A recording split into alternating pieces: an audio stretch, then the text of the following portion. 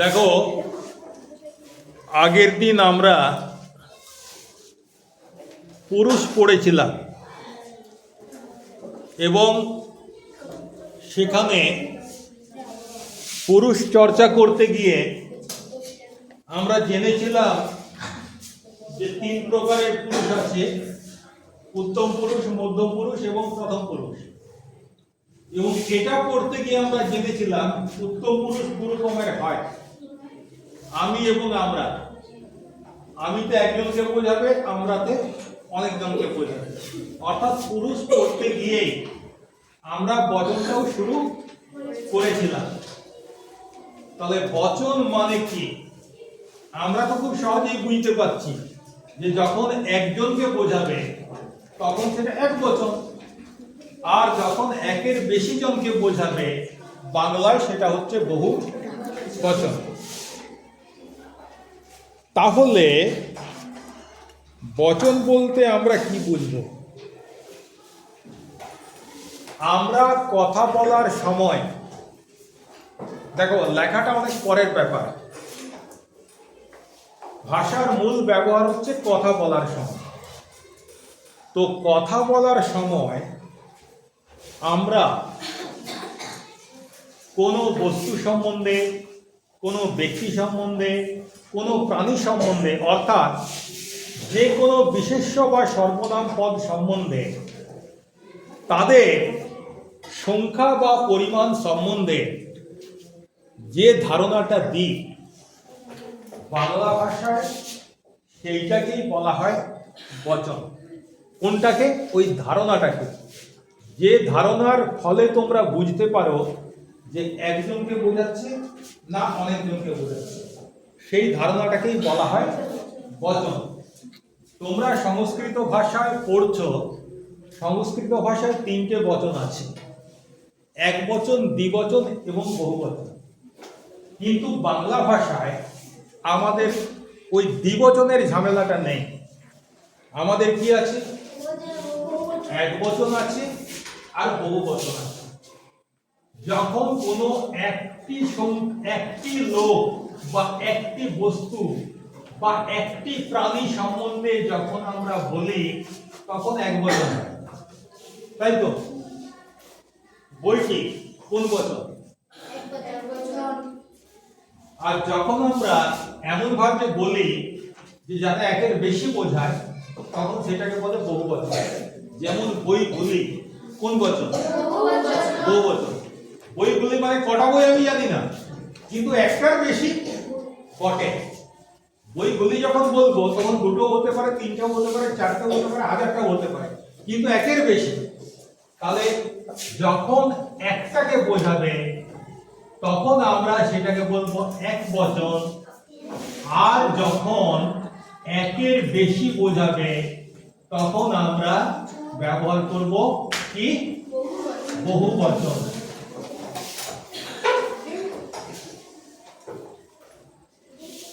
কি উদাহরণ দিলাম প্রথমে? বইটি, বইটি। মাঝে একটু ফাঁকা রেখেছি, ফাঁকা রাখা চলবে না, ঠিক আছে? এই ফাঁকাটি পূরণ করে দিতে হবে। সেরকম বহু বচনে হবে বইগুলি। দেখো মূল শব্দটা হচ্ছে বই। কি বললাম? মূল শব্দটা হচ্ছে বই। মূল শব্দটা বই। তাহলে এক বচন বোঝানোর জন্য বইয়ের সঙ্গে কি যোগ করলাম? আর বহু বচন বোঝানোর জন্য বইয়ের সঙ্গে কি যোগ করলাম? গুলি। বোঝা গেল? শব্দটা যাই থাক, শব্দটার সঙ্গে টি যোগ করে দিলে এক বচন, আর গুলি যোগ করে দিলে বহু বচন। যেমন ধরো ছেলে, এটার এক বচন রূপ কি হবে? ছেলের সঙ্গে টি যোগ করবে, আর বহু বচন হবে কি? ছেলেগুলি। হ্যাঁ হবে, ছেলেরা। রা বললেও তো অনেক বেশি বোঝাচ্ছে, তাহলে ছেলেরা বললেও বহু বচন, ছেলেগুলি বললেও বহু বচন। তাহলে আমি প্রথমে কি বললাম যে একবচন বোঝানোর জন্য টি অংশটা ব্যবহার হচ্ছে, আর বহুবচনটা বোঝানোর জন্য গুলি অংশটা ব্যবহার হচ্ছে। তখন আমাকে একজন বলল, স্যার রা ব্যবহার করলেও তো হবে। অবশ্যই হবে।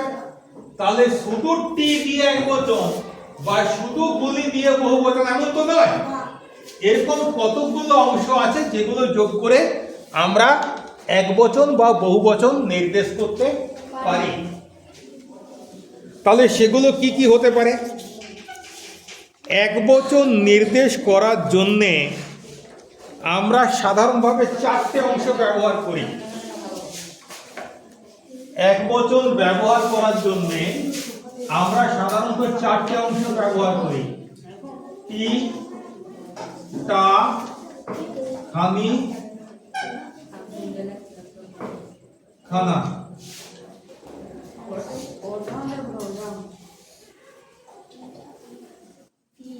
টি, টা, খানি, খানা। এখন সবগুলো সবার সঙ্গে ব্যবহার হবে না। ছেলে টি হবে, ছেলেটা হবে, কিন্তু ছেলে খানি হবে না। না, ছেলেগুলো বহুবচন, ছেলেরা বহুবচন। আমি তো একবচনের ঘরে লিখেছি। বলতে চাইছি যে সব শব্দের সঙ্গে সব একবচন সূচক অংশের যোগ নাও হতে পারে। আমার সঙ্গে তোমার বন্ধুত্ব থাকতে পারে, আমার সঙ্গে তার বন্ধুত্ব নাও থাকতে পারে। ছেলের সঙ্গে টি এর বন্ধুত্ব আছে, তার বন্ধুত্ব আছে, কিন্তু খানি এবং খানার সঙ্গে ছেলের কোনো বন্ধুত্ব নেই। খানি খানার অন্য বন্ধু আছে, তাদের সঙ্গে যোগ হবে। হ্যাঁ হ্যাঁ, একখানা সেটা তো আছেই। আমরা বলতে পারি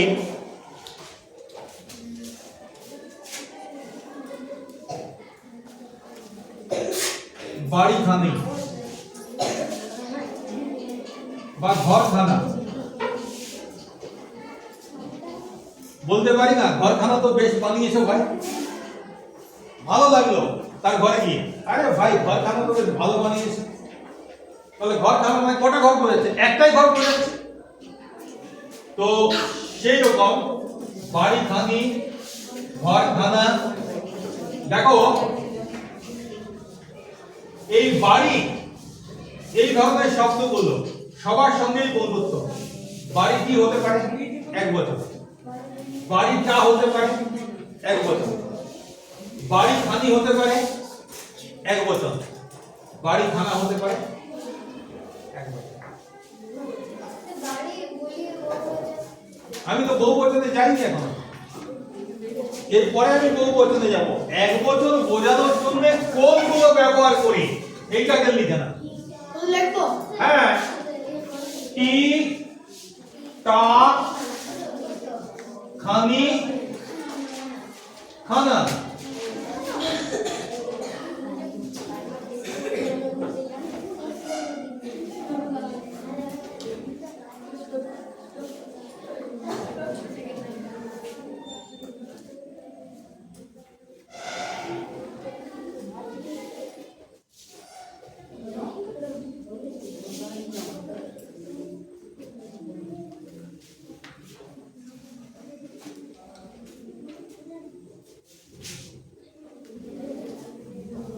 বইটি, বইটা, বইখানি,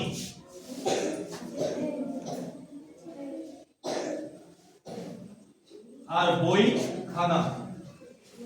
এগুলো কোন বচনে আছে?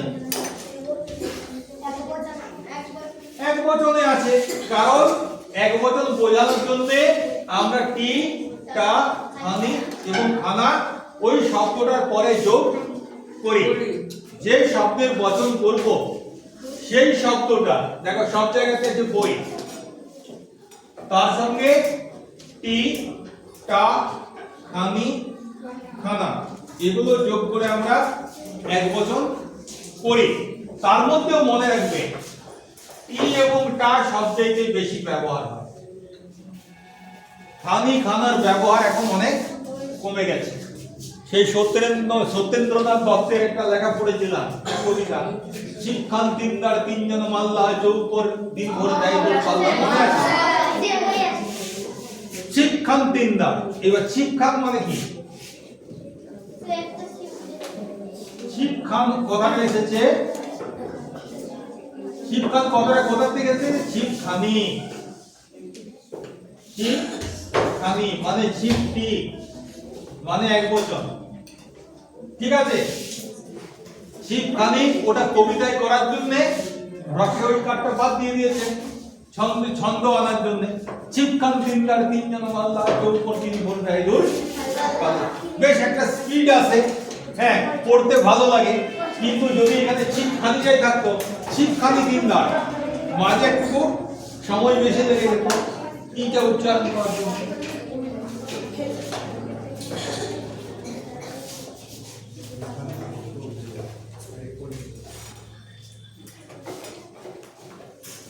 তাহলে একবচন করার জন্য আমরা কি ব্যবহার করছি? টি, টা, খানি, খানা। আচ্ছা, একটা শব্দ বলছি, এটা দেখো, ছাতা। ছাতা দিয়ে একবচন করো। ছাতা, তারপর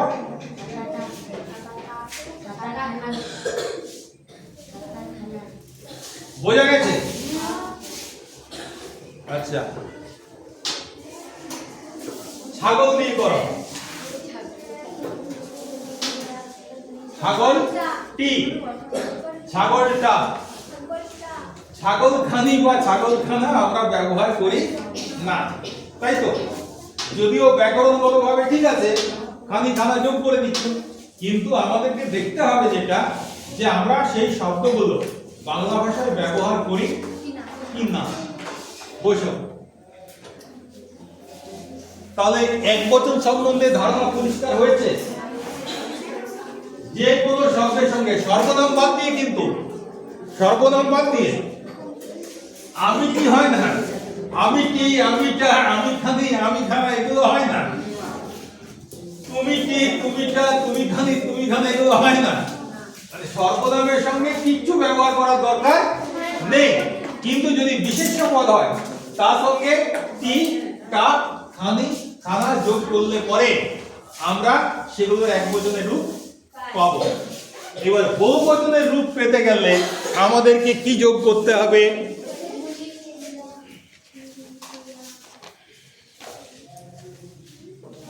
কি যোগ করতে হতে পারে? সবচাইতে সহজ যেটা, সেটা হচ্ছে বলি, বুলো আর রা, ঠিক আছে? ঠিক আছে, অনেক সময় এরা যোগ করাও যায়। কখন এরা যোগ করবো সেটা পরে বলবো। এটা কিন্তু সহজ, বহুবচন করার জন্য বলি। আচ্ছা, গাছ একটা শব্দ, গাছের একবচন কি হবে? বহুবচন কি হবে? বোঝা গেল? গাছগুলি বলতে পারি, গাছগুলো বলতে পারি। কুকুর, বহুবচন কি করব? কুকুরগুলি, কুকুরগুলো, ঠিক আছে? ওই কবিতাটা আবার মনে পড়ে যাচ্ছে, কুকুরগুলো শুকছে ধুলো, ধুকছে কেহ ক্লান্ত দেহ, তাই তো? উঠছে গরু দোকান ঘরে, আমের গন্ধে আমোদ করে। তো কবিতাটা সুন্দর কবিতা না? আচ্ছা, তাহলে দেখো, গুলো বা গুলি যোগ করে আমরা বহুবচন করতে পারি। আচ্ছা, তুমি বলো, বই দিয়ে বহুবচন করো। বইটি কোন বচন? একবচন। বহুবচন কি হবে? এটা করতে পারি? হ্যাঁ, একদম সুন্দর, ঠিক আছে। ছেলে, ছেলে বহুবচন।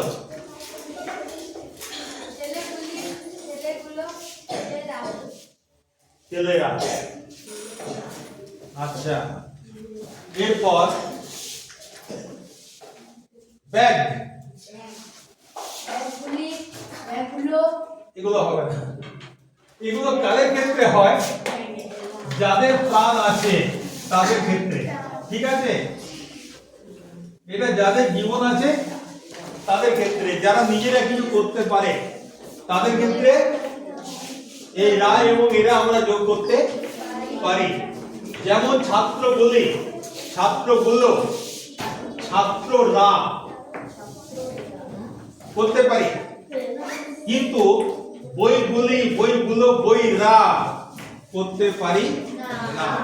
মানে এই দুটো ব্যবহার করতে গেলে তাদেরকে প্রাণী হতে হবে, অ্যাটলিস্ট কমপক্ষে তাদের জীবন থাকতে হবে। বলো। হ্যাঁ, গাছেরা হবে। এবার আমি বলছিলাম তোমাদেরকে যে কখন এরা ব্যবহার হয়। দেখো, গাছ, গাছ রা করলে শুনতে খারাপ লাগছে, তাই তো? তখন করে দেবো গাছেরা। আচ্ছা, ভাই রা, শুনতে খারাপ লাগছে, তখন হবে ভাইয়েরা।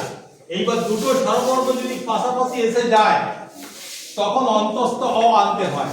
এটা পরে বড় হয়ে পড়বে, এটার নাম হচ্ছে অশ্রুতি। কি? অশ্রুতি। তাহলে এটা হবে ভাইয়েরা, ঠিক আছে? সেরকম যদি থাকতো মা, যদি থাকতো মা, তাহলে মায়ের সঙ্গে যোগ হতো এরা, কি হতো? মায়েরা, মায়েরা, তাই তো? এখানে অশ্রুতি হবে, আকারের পরে আছে, অশ্রুতি হবে, হয়ে কি হবে? মায়েরা। পরিষ্কার হয়েছে? তাহলে আমরা এখন শব্দের সঙ্গে যেগুলো বসিয়ে একবচন বা বহুবচন করতে পারবো সেই অংশগুলো, এদেরকে কি বলা হয় জানো? এই যে অংশ অংশ করছি, তিনটা খালি খালি আমি মুখে বলছি অংশগুলো, এই অংশগুলো, এগুলোকে কি বলা হয় জানো? এগুলোকে বলা হয় নির্দেশক। কি বলা হয়? নির্দেশক। তাহলে একবচন বাচক নির্দেশক কি কি? টি, টা, খামি, খানা। বহুবচন বাচক নির্দেশক কি কি আছে? বুলি, বুলো, আর কি আছে? রা, এরা। ব্যাস। যে কোনো বিশেষ্য পদের পরে এইগুলো বসিয়ে আমরা একবচন বা বহুবচন করতে পারি। তবে কার সঙ্গে কোনটা বসবে? কার সঙ্গে টি বসবে, কার সঙ্গে খানা বসবে, এটা আমরা কিভাবে ঠিক করব? না, আমরা এতদিন ধরে বাংলা তো পড়েছি, বাংলা শুনেছি, বাংলা ভাষায় কথা বলেছি, তাতে দেখা যাবে যে যেটা ব্যবহার করলে আমার কানে লাগবে না, যেটা ব্যবহার করলে আমার সহজ মনে হবে, স্বাভাবিক মনে হবে, আমি সেইটাই ব্যবহার করব। ছেলে কি ব্যবহার করব? ছেলেটা ব্যবহার করব, ছেলে খালি ব্যবহার করব না, কারণ আমরা কখনো শুনিনি। যেগুলো আমাদের কাছে স্বাভাবিক মনে হবে আমরা সেগুলোকে ব্যবহার করব। ছাত্র বলি, ছাত্রগুলো, ছাত্ররা, ছাত্রেরা, দেখো চারটেই আমরা শুনেছি। তাহলে এই চারটেই আমরা ব্যবহার করতে পারি।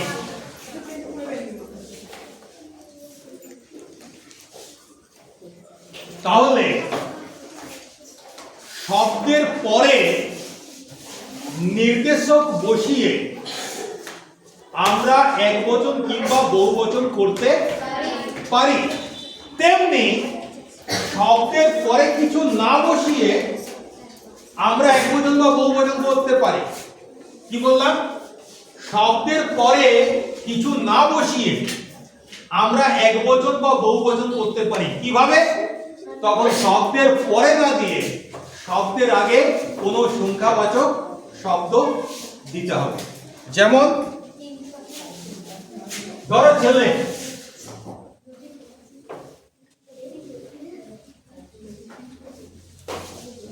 হলো একবচন হলো কিনা?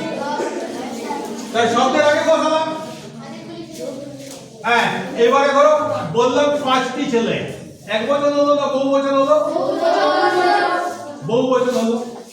এইবারে একটা জিনিস মনে রাখবে, কখনো আগেও বসাবো আর পিছনেও বসাবো এরকম হয় না,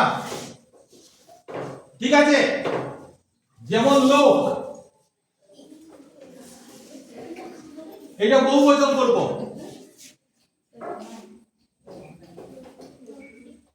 লোকগুলো, কিন্তু সেই সঙ্গে যদি সামনে দিকে দিয়ে দিই আরেকটা, তাহলে হবে না। সেটা অনেক লোকগুলো হয় না। তোমাকে হয় বলতে হবে লোকগুলো, আর না হলে বলতে হবে অনেক লোক। মানে বহুবচন বাচক নির্দেশকও ব্যবহার করব, আবার সামনে বহুবচন বাচক সংখ্যা বা পরিমাণও ব্যবহার করব, এটা কখনো হয় না। এই ভুলটা বহু মানুষ করে। এত দ্বারা সমস্ত লোকেদের জানানো যায় যে, আরে সমস্ত তো বলেই দিয়েছো, তাহলে লোকেদের কেন হবে?